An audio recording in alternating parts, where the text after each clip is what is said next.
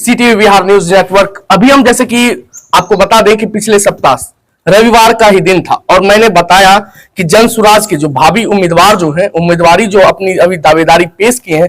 हालांकि इन्होंने क्या कुछ कहा उस दिन तो आप सुन ही लिए। अब इनसे ये पूछना है क्या नीतीश कुमार जो योजना चला रही है, जैसे कि उनका अभी देखा जा रहा है कि महिला सशक्तिकरण, शराबबंदी, आशा कर्मियों की बहाली, जीविका की बहाली, स्वच्छता कर्मी की बहाली और मनरेगा, इन सब पर इनकी क्या राय है? क्या उनको उनके अनुसार वेतन मिलती है या नहीं, इस पर बात करेंगे। सबसे पहले जान लीजिए कि हम अभी जो है जनसुराज के भावी उम्मीदवार के पास बैठे और हमारी ये जो है वर्तमान तो नहीं कहिए लेकिन पूर्व में यह मुखिया रह चुके हैं। कई वर्ष लगातार कई सेशन से यह मुखिया के उम्मीदवार रहे और मुखिया में जीतते भी आ रहे हैं। क्यों, आखिर इन्हें जनता क्यों जिता रही थी, इन सभी मुद्दों पर आज बातचीत होगी। सबसे पहले हमारे न्यूज चैनल में आपका स्वागत है।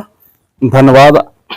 सबसे पहले तो आपको बता दें, जो आपके चैनल और आपके दर्शक जो हैं उनको मेरे तरफ से ईद के इस त्यौहार पर महीने में बधाई और सभी लोगों को मेरे तरफ से बधाई। जैसा कि अभी देखा जा रहा है कि नीतीश कुमार लगातार जो है महिला सशक्तिकरण का नाम ले रहे हैं, क्या आपको लग रहा है कि महिला जो है सशक्त हो चुकी है? देखिए, महिला सशक्तिकरण के बारे में जो बोल रहे हैं जुमलाबाजी है। अभी वो एसी में बैठकर और पटना में बैठकर के महिला सशक्तिकरण का काम कर रहे हैं। हम लोग धरातल पर हैं, गांव घर में महिला का ऐसा सशक्तिकरण है जो आपको हम बता दें, दिखा दें, आप लोग भी देखते होइएगा। जो हर एक महिला इतने परेशान है, जो नीतीश जी के द्वारा बिहार में कल कारखाना तो नहीं लगाए, रोजी रोजगार का तो व्यवस्था नहीं किए, लेकिन बाहर के बड़े बड़े पूंजीपति वर्ग को गांव गांव में जाकर के ग्रुप, महिला के बीच ग्रुप चलवाने का काम कर रहे हैं। और वह ग्रुप उठा करके महिला लोग गरीबी की स्थिति में बच्चे की पढ़ाई लिखाई के लिए अथवा इलाज के लिए अथवा जो भी कार्य करना उनको होता है, वो ग्रुप उठाते हैं। ग्रुप में 17% उसको ब्याज लगता है, जो सप्ताह में उस ग्रुप को भरना है, जिसके चलते इनकम का कोई सोर्स नहीं होता है। उनके पति प्रदेश में रहते हैं और उनको पर्व त्योहार में पति का भी दर्शन नहीं हो पाता है। और ऐसे ऐसे बहुत परिवार महिला हैं जो गांव छोड़ करके ग्रुप के डर से भाग चुकी है, आत्महत्या कर रही है। ये सब तो उनको दिखाई नहीं दे रहा है, क्योंकि वो तो महिला सशक्तिकरण में लगे हुए हैं। वो चीज का झेलना हम लोग झेल रहे हैं गांव ग्राम में। जैसा कि देखा जा रहा है कि नीतीश कुमार जो है आशा कर्मियों की बहाली की और जीविका की भी बहाली की, इस पर आपका क्या कहना है? आशा की बहाली की, जीविका की बहाली की, उन्हीं लोग से पूछिए। आशा बहू से पूछिए, जीविका बहू से पूछिए, जो 24 घंटा, खास करके आशा बहू 24 घंटा ड्यूटी करती है, जिसको कम से कम 15 से 20 हजार रुपया मानदेय मिलना चाहिए, जो उनको एक कमीशन के रूप में अगर एक प्रसव कराती है तो उनको 400 या 500 600 क्या मिलता है, वो भी साल 6 महीना में कम मिलता है। वो बेचारी वही लोग बताएंगे, क्योंकि जबकि उसका 24 घंटा 2 बजे रात में किसी के मोहल्ले में उसके यहाँ कॉल जाएगा तो वो 2 बजे रात में अपने बच्चे को छोड़कर, परिवार को छोड़कर उस रात्रि में सेवा भी देती है, लेकिन उसको मानदेय के बदले कमीशन के रूप में, जबकि उसको कमीशन तो अलग 15 से 20 हजार रुपया कम से कम प्रति माह उसको मानदेय मिलना चाहिए। रही जीविका की बात, जीविका वाली जो भी है वो अपना 10-10 रुपया जमा करती है और तब जाकर के उसको बंधन बैंक से 25-50 हजार एक्स्ट्रा लोन दिया जाता है। उससे वो उसमें भी ग्रुप के रूप में 10 के ग्रुप में, उसमें अध्यक्ष, सचिव, कोषाध्यक्ष बना करके ग्रुप में तो 25-50 हजार रुपया से कौन ऐसा रोजगार कर पाएगी जो वो 10 मिल करके उस का संचालन कर पाएगी और रोजगार कर पाएगी। जैसा कि अभी देखा जा रहा है कि स्वच्छता कर्मी जो है उनकी भी बहाली हुई गांव में जो है साफ सफाई के लिए। क्या लग रहा है कि स्वच्छता कर्मी की नौकरी सही है? स्वच्छता कर्मी का नौकरी तो सही है, लेकिन उसके बदले में उसको मिलता है 3,000 यानी 100 रुपया का प्रतिदिन 3,000 का। अब आप ही बताइए, जो 100 रुपया में इस जमाने में क्या होने वाला है, और वह घर घर का सारा कचरा उठा करके इकट्ठा कर रहा है और उसके बदले में 100 रुपया मिल रहा है। जबकि आज के युग में आप गांव घर में भी देखिए, आप हमारे घर पर से किसी के यहाँ कुछ पहुंचा दीजिएगा तो 150 वैसे लोग दे देता, और वे बेचारे प्रति वार्ड में घूम घूम करके, प्रत्येक घर में घूम करके 100 कचरा उठाने का काम कर रहा। उसको मिलना चाहिए 500-600 रुपया प्रतिदिन, उसको मिल रहा है 100 रुपया।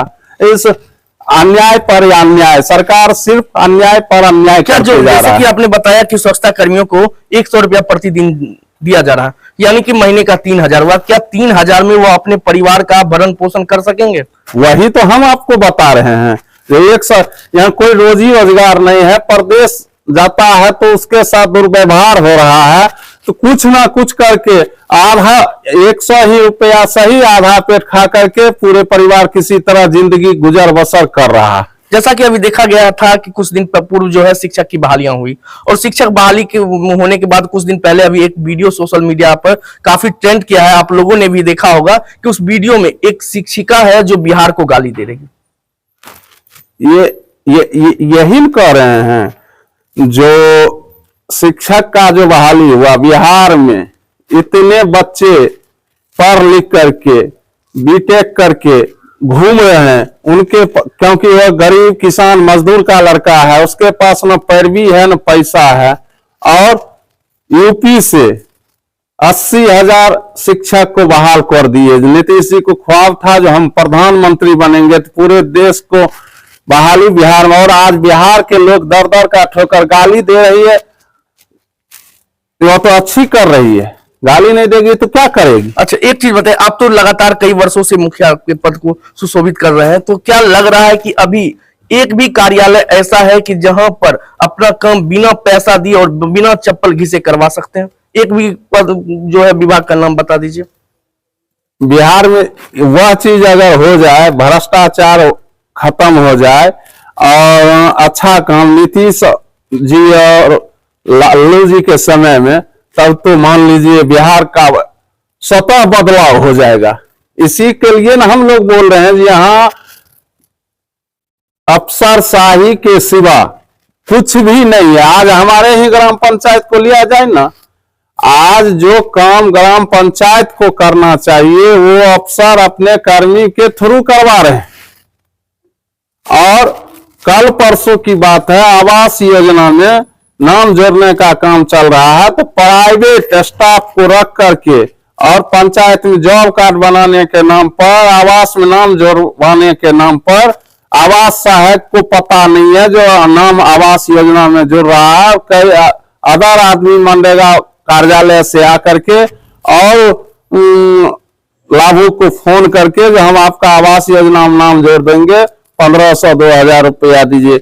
इसका शिकायत मैंने लेकर के ब्लॉक कार्यालय पर जाकर के बोले हैं, अभी तक उसका कोई रिस्पॉन्स नहीं मिला, क्योंकि सबका तो मिली भगत है। जैसा कि अभी बोल रहे हैं कि जो है अभी नीतीश सरकार जो है, या जो भी जिनकी भी सरकार रही हो पहले से अभी तक, जैसा कि ये जो घूसखोरी और भ्रष्टाचारी बंद नहीं हुई, तो क्या आपकी सरकार यदि बनती है, प्रशांत किशोर की सरकार बनती, क्या गारंटी है कि आपकी सरकार आने के बाद यह बंद हो जाएगा?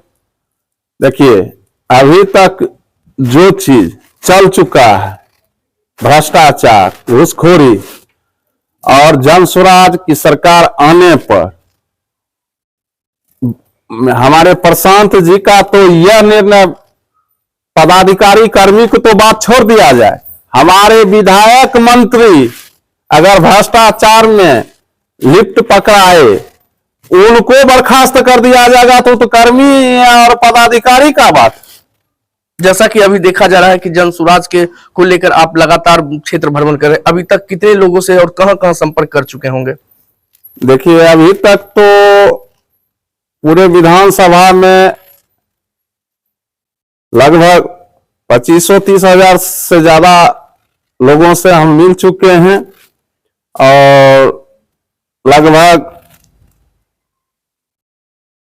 70-75 गांव का दौरा कर चुके हैं। आपको तो जैसा कि राजनीति का अच्छी जानकारी है और अच्छा नब्ज भी पकड़ते हो, तो क्या लग रहा है जैसे क्षेत्र में घूम रहे हैं तो अभी क्या लग रहा है, हवा क्या बता रही है? हवा बदलाव की ओर है, जनसुराज के तरफ है, पूर्ण रूप से जनसुराज के तरफ से है। क्या लग रहा है कि भाजपा जो है नीतीश की गठबंधन और लालू की गठबंधन जो है सरकार, उसको आप तोड़ सकेंगे? सभी का कहना है, हम तोड़ने वाले कौन है? पब्लिक, आम आवाम जनता कह रहा है। जो हम 15 साल लालू जी को इंडिया गठबंधन महागठबंधन को देखे, कांग्रेस को देखे, उसके बाद नीतीश और भाजपा को 20 साल से देख रहे हैं। इस बार हम लोग जनसुराज को देखेंगे, क्योंकि उस दोनों के छोड़ करके मेरे पास तो, हम लोग के पास तो कोई विकल्प नहीं था। लाचारी में हम लोग दोनों को दे रहे थे। इस बार विकल्प आ गया है, नया चेहरा आ गया है, नया उम्मीदवार आ गया है, नया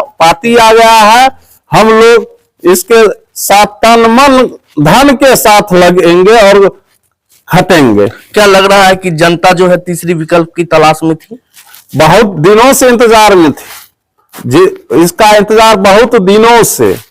आप गांव गांव घूमिए, गांव घर घर घूमिए, सभी का इच्छा है जी इस बार बदलाव होना चाहिए और जनसुराज को मौका मिलना चाहिए और हम लोग देंगे। जैसा कि आपकी सरकार बनती है तो अभी जैसा कि आपने चर्चा किया आशा बहू का, जीविका की और स्वच्छता कर्मी की, तो क्या इन सब का वेतन आपके अनुरूप क्या होना चाहिए? वृद्धा पेंशन की क्या होनी चाहिए? वृद्धा, देखिए, सबसे पहले तो आशा बहू पर चले जाइए। हमारी सरकार जब बनेगी तो सबसे पहले मैं आशा बहू को परमानेंट नहीं हो सकेगा तो मानदेय के रूप में 15 से 20 हजार रुपया करवाने का सबसे पहले तो मैं विधानसभा के सदन में उठाने का काम करूंगा, साथ ही दिलवाने का काम करूंगा। और जीविका को जो है सो जिस तरह से ये ठगने का काम कर रहा है, तो वो जो हम लोग बोल रहे हैं, हमारे प्रशांत जी जो बोल रहे हैं, जो अपने जीविका का मतलब क्या है? जीविका किसी के लिए तैयार किया गया जो वो अपने उपार्जन स्वयं करके रहे, तो उसके पूंजी के अभाव में वह नहीं कर पा रही है। तो इसके लिए तो हम लोग जो है सो हम प्रशांत जी पहले ही बोल चुके हैं, सभी महिलाओं काम काजू महिला जितना भी होगा सबको हम सालाना 4% दर के हिसाब ब्याज पर बैंक से, सरकारी बैंक से लोन दिला करके और उनको लघु उद्योग घर घर शुरू करवाने का काम करूंगा, जिससे वह महिला अपने घर में ही 8 से 10 हजार रुपया प्रति महीना कमाने की काम करेगी और जो है सो अपने परिवार का भरण पोषण और शिक्षा दीक्षा में काम करेगी। तो क्या ये दूसरा स्वच्छता कर्मी आप कहे तो आज पूरे प्रदेश में, देश में मनरेगा का लीजिए, मनरेगा में पूरे देश में मजदूरी सभी राज्य में अलग अलग ढंग से अधिक है और हमारे बिहार में आज भी सबसे कम, और बोला जा रहा है डबल इंजन की सरकार है और यहाँ मिल रहा है 245 रुपया, जबकि गांव घर किसान के यहाँ 350-400 रुपया आम लोग कमा रहा है 6 से 7 घंटा में। और सरकार के द्वारा बिहार में मनरेगा से 245, यहाँ तक कि आप स्वच्छता कर्मी की बात किए तो उसका कम से कम होना चाहिए, खूब कम होना चाहिए तो 500 रुपया प्रति दिन होना चाहिए स्वच्छता कर्मी। तो जैसे कि जैसे अभी स्वच्छता कर्मी की बहाली है, क्या उसका कोई इंश्योरेंस या वगैरह कुछ? आज सबसे पहले तो कह दिया गया जो यहाँ सरकार नाम का, व्यवस्था नाम का कोई चीज नहीं, इंश्योरेंस होगा किसान मजदूर को काहे के लिए होगा, इंश्योरेंस काहे युवा को होगा, काहे महिला को होगा। अगर इंश्योरेंस रहता तो आज ही के डेट में आप बताइए, बीपीएससी का परीक्षा हुआ, पेपर लीक हुआ, गरीब का बच्चा जो मेरिट वाला था उसको नहीं हुआ, आत्महत्या कर लिया, उसको पूछने वाला कहाँ? उतने लड़का को पिटाई बुरी तरह से पुलिस प्रशासन द्वारा किया गया, जो कितना हॉस्पिटलाइज हुआ। क्या इंश्योरेंस रहता तो उसको मिलता ना इंश्योरेंस का लाभ। रही बात यहाँ सिर्फ पदाधिकारी कर्मी को इंश्योरेंस करना, बाकी सबको चाहे स्वच्छता कर्मी हो या आशा बहू हो या जीविका दीदी हो, आंगनबाड़ी सेविका हो, सहायिका हो, अथवा किसान हो, मजदूर हो, युवा हो, इसके लिए सरकार नाम का कोई चीज नहीं, कोई व्यवस्था नहीं है। कल तक आप रोड एक्सीडेंट में सुन रहे थे जो 4 लाख रुपया मिलता था, और नीतीश जी इसको घटा करके 2 लाख कर दिए, वो भी मिलता है नहीं समय पर। तो इंश्योरेंस पदाधिकारी और कर्मी और उनके पार्टी के नेता के लिए है, आम आवाम के लिए इंश्योरेंस और कोई व्यवस्था नहीं है। मर जाओ, खटते खटते मर जाओ, जर जाओ, तुमको देखने वाला सुनने वाला कोई नहीं है। तो क्या लग रहा है कि इस बार प्रशांत किशोर पर लोगों का विश्वास जगेगा? देखिए, विश्वास तो जग चुका है, जगेगा नहीं विश्वास। जैसे क्षेत्र भ्रमण में हम निकलते हैं तो जैसा रिस्पांस मिल रहा है, क्या आप प्रशांत किशोर और जन स्वराज पार्टी के हैं? तो वैसे तो पूरे विधानसभा में मान लीजिए हमको तो पूर्व से भी लोग जानते हैं, पहचानते हैं, मेरे नाम से सब परिचित हैं, मेरे क्रियाकलाप से परिचित हैं, तो वैसे जानते हैं। लेकिन मेरे जुड़ने से, जन स्वराज में जुड़ने से और उन लोग का एक मनोबल अच्छा हुआ। जहां भी जाते हैं, जहां भी बैठते हैं, अच्छा रिस्पांस मिल रहा है, सबका विचार हो रहा है, नहीं एक बार इनको भी, जन स्वराज को, प्रशांत जी को भी देखा जाए। तो क्या लग रहा है इस बार प्रशांत किशोर की आप सरकार बनाकर ही रहेंगे? सरकार प्रशांत किशोर जी का सरकार नहीं बनेगा, जन स्वराज का, पूरे जनता का सरकार बनेगा। जनता सब मिलकर के, जन स्वराज मीन्स जनता का राज, जनता सब मिलकर के जन स्वराज को 2 अक्टूबर को जन्म दिया है, और यही जनता सब मिलकर के सरकार बनाएंगे, और यही जनता सरकार को चलाएंगे, और जितने वादे किए गए हैं वे सब पूरा किए जाएंगे। जैसा कि आपने सुना, हमारे साथ जो है टिंकू राय मौजूद है और उन्होंने क्या कुछ कहा, फिर आपको हम अगली वीडियो में दिखाएंगे। तब तक के लिए नमस्कार।